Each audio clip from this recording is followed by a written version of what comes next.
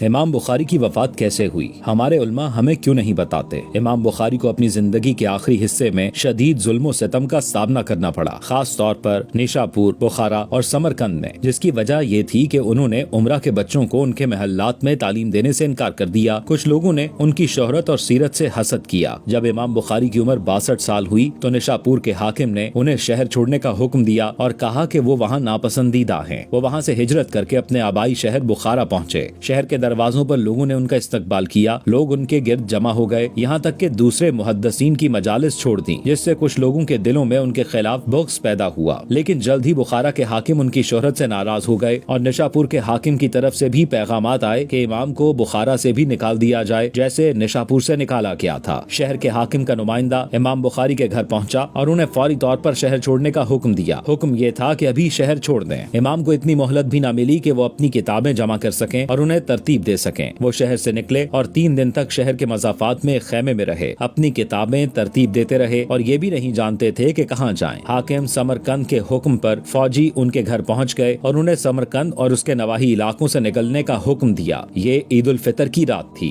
حکم یہ تھا کہ ابھی نکلیں، عید کے بعد نہیں۔ امام کو خوف تھا کہ ان کے رشتہ داروں کو کوئی نقصان نہ پہنچے جنہوں نے ان کی مہمان نوازی کی۔ ابراہیم بن موکل نے ان کی کتابیں ایک جانور پر لاد دیں اور دوسرے پر امام کو سوار کیا۔ پھر ابن موکل گھر واپس آئے اور امام بخاری کو سہارا دے کر باہر لے آئے۔ تقریباً 20 قدم چلنے کے بعد امام بخاری نے زیادہ تھکاوٹ محسوس کی اور ابن موکل سے چند منٹ آرام کرنے کی درخواست کی۔ امام بخاری سڑک کے کنارے بیٹھ گئے اور سو گئے۔ چند منٹ بعد جب ابن موکل نے امام کو جگانے کی کوشش کی تو دیکھا کہ ان کی روح اللہ کے پاس جا چکی تھی۔ اللہ ان پر رحم فرمائے۔ امام بخاری عید الفطر کی رات یکم شوال 256 ہجری کو سڑک کے کنارے وفات پا گئے۔ وہ ایک شہر سے دوسرے شہر نکالے گئے اور ان کی عمر 62 سال سے زیادہ تھی۔ آج لوگ نیشاپور، بخارا اور سمرقند کے حکمرانوں کے نام نہیں جانتے، لیکن سب امام بخاری کو جانتے ہیں۔